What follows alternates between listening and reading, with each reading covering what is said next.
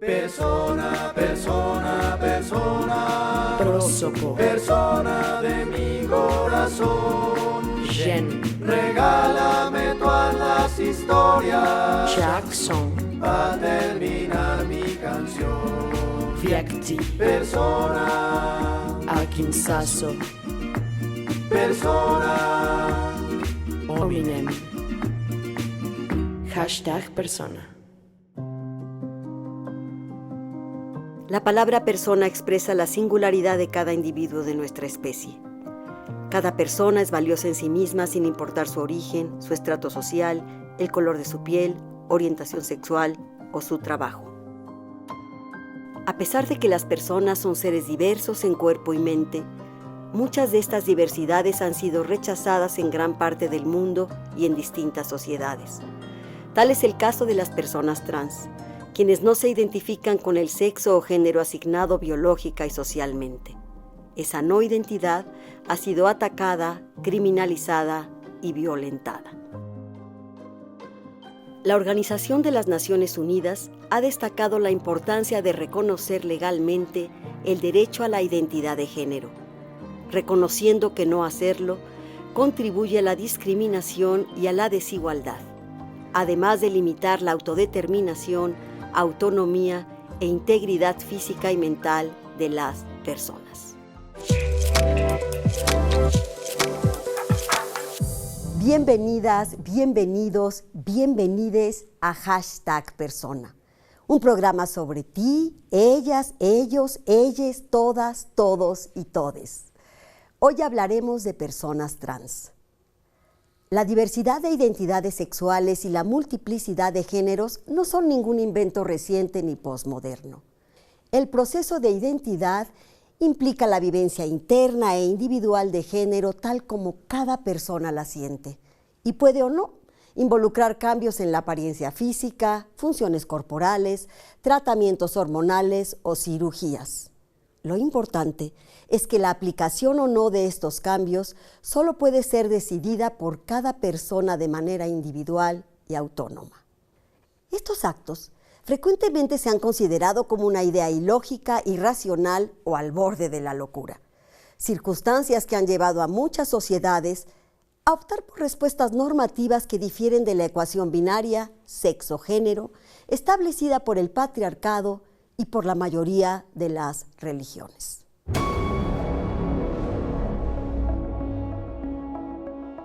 El prejuicio a las personas trans tiene una historia atemporal y universal. La religión judeocristiana más ortodoxa y conservadora considera que existe un unitarismo sagrado entre género y sexo biológico, derivado de la creación de Adán y Eva en el Génesis.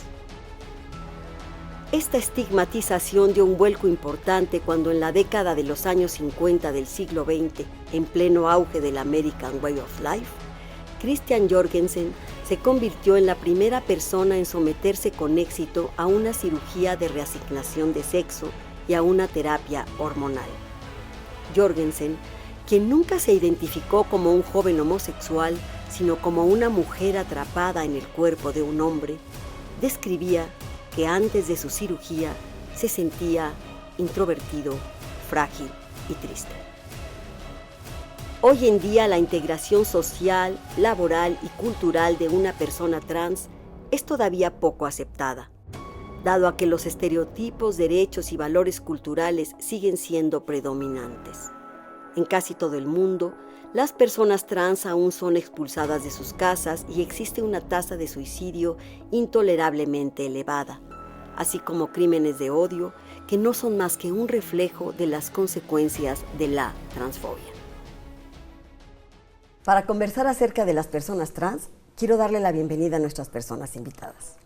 Hoy nos acompañan Ulises Pineda, coordinador de diversidad de la Secretaría de Inclusión y Bienestar Social de la Ciudad de México, la psiquiatra y sexóloga Adriana Centeno y Oyuki Martínez, activista y coordinadora del área comunitaria de la Unidad de Salud Integral para Personas Trans de la Ciudad de México. Oyuki, bienvenida nuevamente. Muchas y bueno, gracias. pues empezamos contigo. Adelante. ¿Cómo fue que empezaste a identificarte con un género diferente al que se te había asignado al nacer? Pues fíjate que yo empecé a identificarme en el momento que fui pues víctima de violencia en la propia familia, con los amigos, en la escuela, por tener ciertos roles no asignados para una persona del género que se me asignó a nacer, es decir, como hombre en ese momento, pues yo tenía otras actividades, otras necesidades donde yo no me sentía a gusto con mi cuerpo, pero además hacía cosas que hacían las niñas y no las cosas que hacían los niños. Entonces eso me llevó pues a ser víctima de violencia pues por mi familia, mis hermanos, mis hermanas, y la gente que de mi entorno, de mi contexto social, ¿no? Entonces me parece que en ese sentido pues fue en una etapa muy, muy pequeña, ¿no? Yo estaba en la primaria cuando pues, la violencia era como muy estigmatizada, pero lo grave, ¿sabes qué? Es que también por parte de algunos profesores, profesoras, que no tenían en ese momento, yo tengo casi 45 años, te estoy hablando de hace más de 35 años, en donde pues estas violencias pues eran como muy visibles, pero además también muy radicales, ¿no? Entonces, creo que ahí es donde yo me doy cuenta que estaba haciendo algo que no estaba permitido, que no estaba ya establecido, y en ese sentido, pues, ser víctima, pues, de este rechazo social, ¿no? ¿Podrías decirnos estas acciones más concretas, estas violencias, cómo era? De sentirte que no entras, pues, ahora sí, en un contexto, porque además lo más grave es que era en la familia, o sea, mis propios hermanos, claro, mis propios hermanos me decían, eres maricón, eres joto, entonces esos conceptos despectivos que de repente me cuesta trabajo, pero reconocerlos que existían, ¿no? Y que yo vivía ese momento de violencia, y pues para mí era como todo el caos, porque además yo recuerdo que en esos años cuando yo empezaba a expresar mi identidad, pues estaba el tema del diagnóstico del VIH, ¿no? Y había un estigma.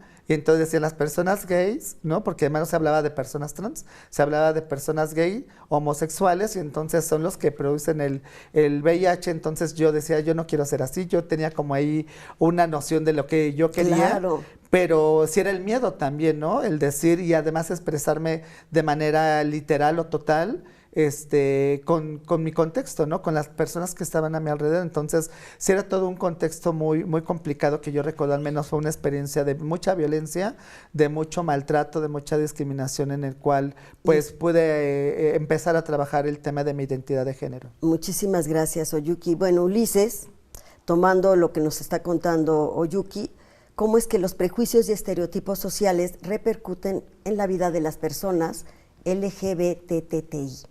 Gracias. Me da mucho gusto estar aquí con ustedes. De verdad es un placer. Bienvenido, y muchas gracias por la Claro invitación. que sí.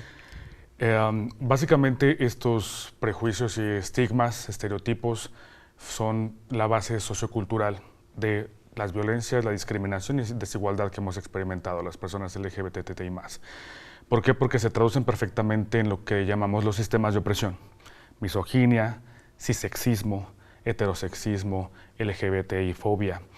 ¿Por qué? Porque se van consolidando, reproducen y perpetúan en todos los espacios. Como ya lo mencionó Yuki, es la familia, es la escuela, es el trabajo. Hay una eterna vigilancia por quién te gusta, por cómo actúas, por cómo te vistes. Y esa violencia no nada más la vemos representada, sino que también perpetuada en todos estos espacios y otros dispositivos. La literatura, ¿no? En general, los productos audiovisuales, comunicativos, etcétera, forman parte también de ello. Entonces, esto se traduce también en que si a través del prejuicio y del estigma, pues se traduce en leyes, se traduce en la falta de acceso a nuestros derechos, se traduce en la falta de política pública, se traduce en la falta de acciones a favor de nosotras, nosotros y nosotras. Entonces, somos parte de esa todavía eterna vigilancia, bueno, permanente vigilancia sobre las cuerpas, sobre tu comportar, etcétera. Y aterrizándolo a un contexto específico de nuestro país, total, absolutamente misógino y machista, lo que se vincula con lo femenino, con lo que consideramos, interpretamos como femenino, está vejado, violentado, denigrado. Entonces, eso tiene consecuencias en los cuerpos, en las vidas de las personas, en su propia existencia. Y por eso forma parte de esa base sociocultural, por un aspecto hablar únicamente de ello. Pues muchas gracias. Adriana, ¿nos podrías platicar a qué situaciones psicológicas y de violencia está expuesta una persona trans después de todo lo que están comentando Yuki y Ulises? Hola, muchas gracias. Y Y es muy fuerte porque yo tendría que empezar, como decía Michel Foucault, que en algún momento la psiquiatría se utilizó como un arma del Estado. Y la psiquiatría durante muchos años hizo clasificaciones. Dicen que no es bueno ver el presente, leer el pasado con ojos del presente, pero lo cierto es que la psiquiatría durante mucho tiempo clasificó y eso llevó a creer que se trataban de situaciones o condiciones patológicas o enfermedades, lo cual no es cierto. ¿Por qué llamaba la atención? Llamaba la atención porque los altos índices de trastornos en las personas de la población LGBTI y principalmente en personas trans, pues había altos índices de depresión, hay altos índices de suicidio, altos índices en el consumo de sustancias, pero esto se debe precisamente por la violencia comentada por Oyuki. ¿Qué sucede? Que al encontrar lo diferente, al ver lo diferente, la gente tiende a agredir. Y es muy complejo porque no tenemos conceptos entendidos y básicos de lo que es la sexualidad, de lo que es el sexo, con todas sus variantes, lo que es el género, con todas sus variantes, y lo que es la orientación. Entonces, Género al verlo y diferente... sexo. ¿Podrías brevemente tratar de decirnos cuáles son las...? Ok, cuando nosotros hablamos del sexo, siempre se consideraban las condiciones cromosómicas, pero en realidad el sexo biológico se puede definir por conducta, por situaciones cromosómicas, en los cromosomas XXXY, pero también en cuestiones hormonales, que nos van a dar características genitales o gonadales, pero lo más importante en este caso es considerar que también existe un sexo cerebral. O sea, sí hay una serie de condiciones y no únicamente hombre-mujer. En el género vamos a encontrar nosotros las identidades de género, los roles de género y la expresión de género. Y en la orientación es cuando nosotros hablamos, anteriormente se decía preferencia, lo cual es un error, porque no es que yo esté prefiriendo una cosa a otra, a menos que ya cuando tengas estado de conciencia lo digas, pero la orientación, que puede ser homosexual, bisexual o heterosexual, con todas estas diversidades. Entonces hay una amplitud para hablar de todo esto. Que se tiene que informar. Y sobre la violencia, pues la violencia es hacia lo diferente.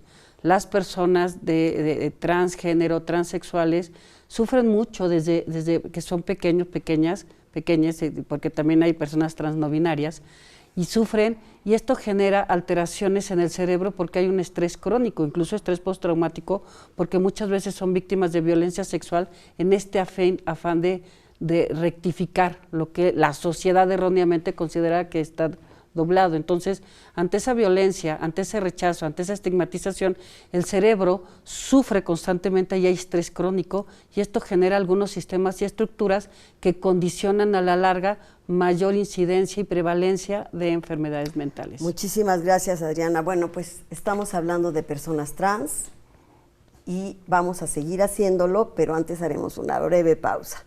Regresamos. #persona.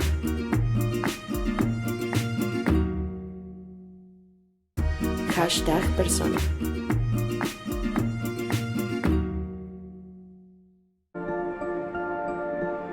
La presencia y el prejuicio hacia las personas trans en la historia de nuestro país siempre ha estado presente.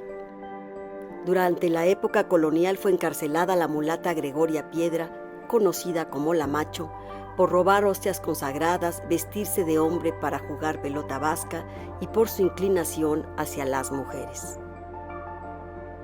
Hasta los años 80 del siglo XX, la persecución, crímenes, redadas en fiestas privadas y encarcelamientos a la comunidad LGBTT+ fueron comunes, frecuentes y sumamente agresivos.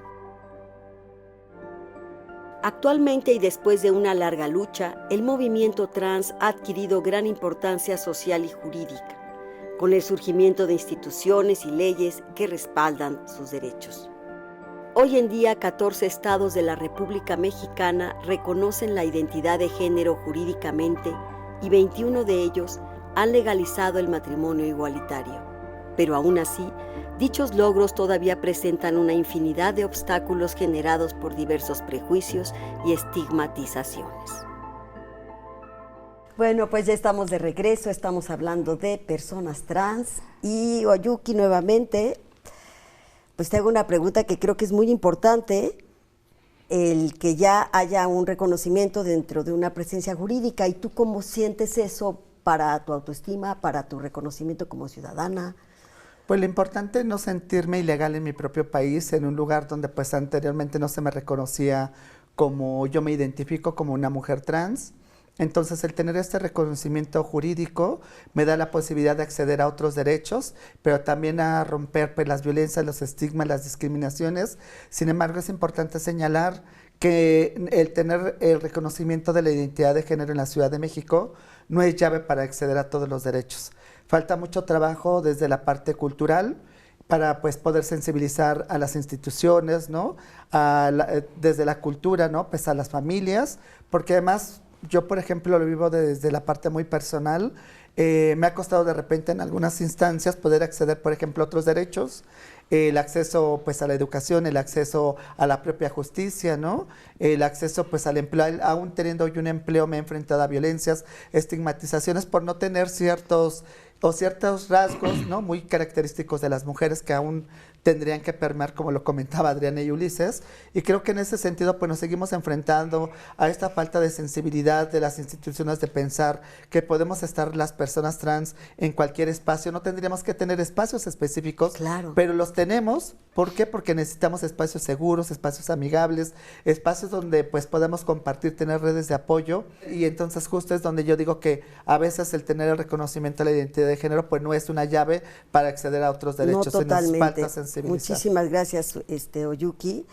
Y bueno, Ulises, ¿cómo es que la coordinación que tú llevas a cabo acompaña y asesora a una persona que quiere cambiar su identidad de género y además se sientan con derechos, se sientan que pueden estar en el espacio público?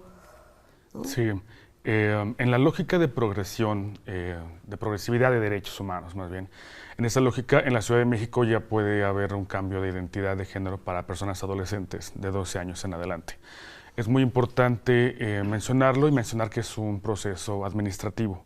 Sin embargo, como dice Yuki, el acceso al derecho, a un derecho político, a un derecho civil. Voy a interrumpirte porque creo que este es el tema que tiene a mucha gente comentando.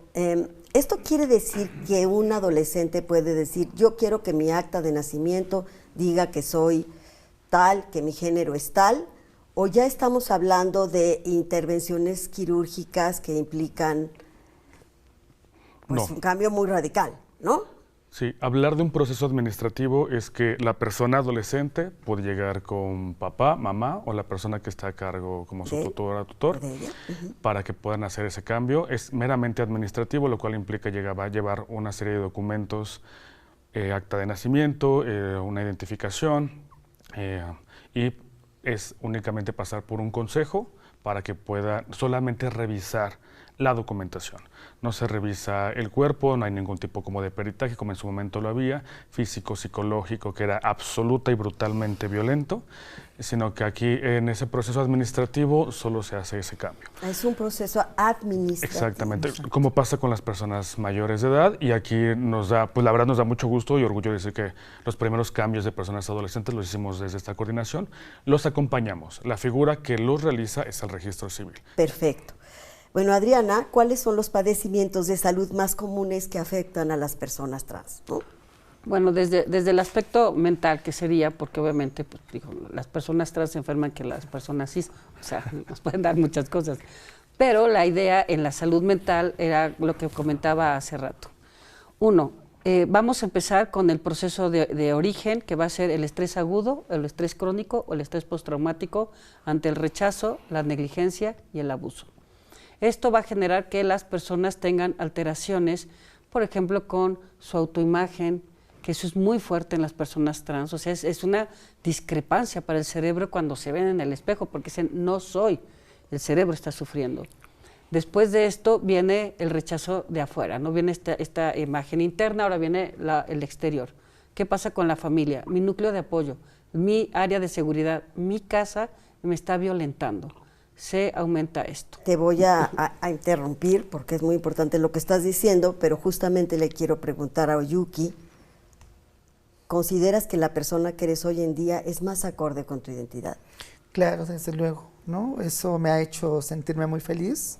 Primero porque, como bien lo señala Adriana, o sea, he homologado mi mente con mi cuerpo, con cómo me veo. También desde, pues, este sentimiento, esta atracción de repente que bien lo ejemplifica Adriana, me parece que me hace sentir pues en un contexto muy en armonía conmigo misma, pero también creo que también hay otros elementos, aún así lo vengo señalando desde la primera pregunta, que tiene que ver justo como lo señala ahorita Adriana, me parece tomar en cuenta todas estas interseccionalidades aún se permean, ¿no?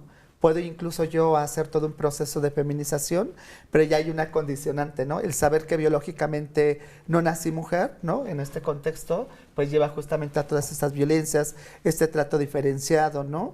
Y más en este contexto, pues patriarcal, machista, tan arraigado en el que vivimos, y además con este arrastre colonialista, ¿no? Donde además el que asumirnos como mujeres, perder este privilegio, ¿no? Pues nos lleva justamente a todas estas violencias, ¿no? Que las mujeres trans, que además digo, sí es el plus, pero además ser mujer y ser mujer trans da como todavía un plus para que la violencia sea mucho mayor, el estrés, como lo comenta, sea mayor, ¿no? El trato diferenciado sea mayor. Entonces creo en un tema de generar ahí pues la incertidumbre Pero para sí, las personas, pero yo hoy me siento feliz, ¿no? Sí te sientes, ok. Si hay un cambio. Claro. Qué bueno, qué bueno. Sí, sí. Ulises, ¿por qué es tan importante la aprobación de la ley que prohíbe las terapias de conversión? Justo de lo que estábamos hablando, ¿no? Porque no, tú estás equivocado, tú estás confundido o confundida.